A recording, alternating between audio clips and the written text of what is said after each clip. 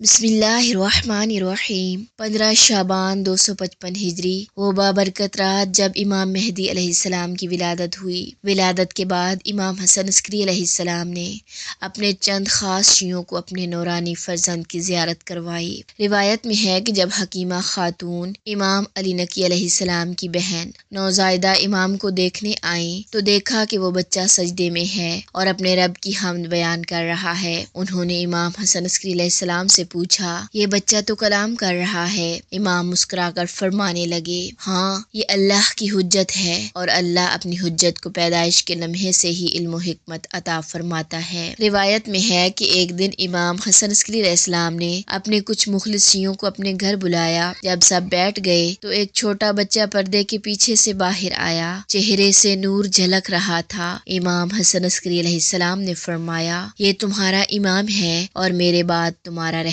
اس کی اطاعت کرو، یہی زمین پر اللہ کی حجت ہے۔ شیعوں میں سے ایک شخص نے عرض کیا، مولا، یہ تو ابھی بہت کم عمر ہے، کیا اتنے چھوٹے بچے میں امامت ہو سکتی ہے؟ تو امام حسن عسکری علیہ السلام نے فرمایا کہ جیسے اللہ نے حضرت عیسیٰ علیہ السلام کو بچپن میں نبی بنایا، ویسے ہی میرے بیٹے کو بچپن میں امام بنایا ہے۔ ایک اور روایت میں ہے کہ ایک دن ایک شخص امام حسن عسکری علیہ السلام کے گھر آیا اور امام کی اجازت سے ان کے فرزند کی زیارت کی۔ وہ کہنے لگا کہ میں نے دیکھا کہ وہ بچہ سلام کر رہا ہے، قرآن کی تلاوت کر رہا ہے اور الفاظ ایسے ادا کر رہا ہے جیسے برسوں کا عالم ہو۔ جب اس نے حیرت سے امام حسن عسکری علیہ السلام کی طرف دیکھا تو امام نے فرمایا، یہ اللہ کا وعدہ ہے کہ زمین حجت خدا سے خالی نہیں رہتی۔ پھر جب امام مہدی علیہ السلام کی عمر صرف 5 سال تھی تو امام حسن عسکری علیہ السلام نے اپنے بعد تمام امور اپنے فرزند کے سپرد کر دیے۔ یہ وہ وقت تھا جب اللہ نے اپنی آخری حجت کو لوگوں کی نگاہوں سے غائب کرنا شروع کر دیا۔ یہ تمام معجزات اس بات کی گواہی ہیں کہ امام مہدی علیہ السلام اللہ کی طرف سے برگزیدہ امام ہیں۔ وہ علم، نور، حلم اور الہی حکمت کا سمندر ہیں، چاہے ظاہری عمر کتنی ہی کم کیوں نہ ہو۔ سبحان اللہ۔